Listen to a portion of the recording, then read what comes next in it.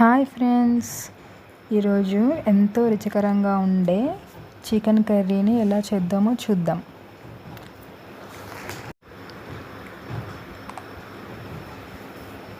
ముందుగా ఒక కడాయి తీసుకొని అందులో మనం కొంచెం ఆయిల్ వేసి నేను కొన్ని స్పైసెస్ వేస్తున్నా, అది ఆప్షనల్.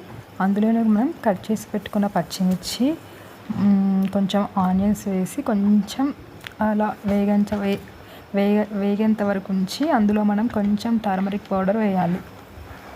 అందులోనే మనం కొంచెం అల్లం వెల్లుల్లి పేస్ట్ కూడా వేసి ఒకసారి కలపాలి. అవి కొంచెం మంచిగా వేగాక అందులోనే మనం కొంచెం కొత్తిమీర కూడా యాడ్ చేసుకోవాలి. ముందే కొత్తిమీరని యాడ్ చేసుకోవడం వల్ల మంచి ఫ్లేవర్ ఉంటుంది. ఇప్పుడు మనం అందులోనే కొన్ని కట్ చేసి పెట్టుకున్న టమాటాను కూడా యాడ్ చేయాలి. ఈ టమాటాను యాడ్ చేయడం వల్ల మనకి గ్రేవీ అనేది కొంచెం తిక్కుగా వస్తుంది. ఇప్పుడు మనం ముందుగా మ్యారినేట్ చేసి పెట్టుకున్న చికెన్ని అందులో వేసి కలపాలి.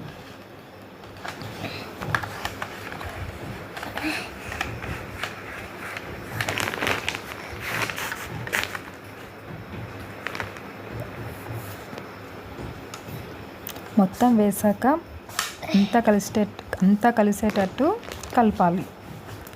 అవి కొంచెం మొత్తం ఫ్రై అయ్యాక అందులో మనం కొన్ని వాటర్ పోసుకోవాలి.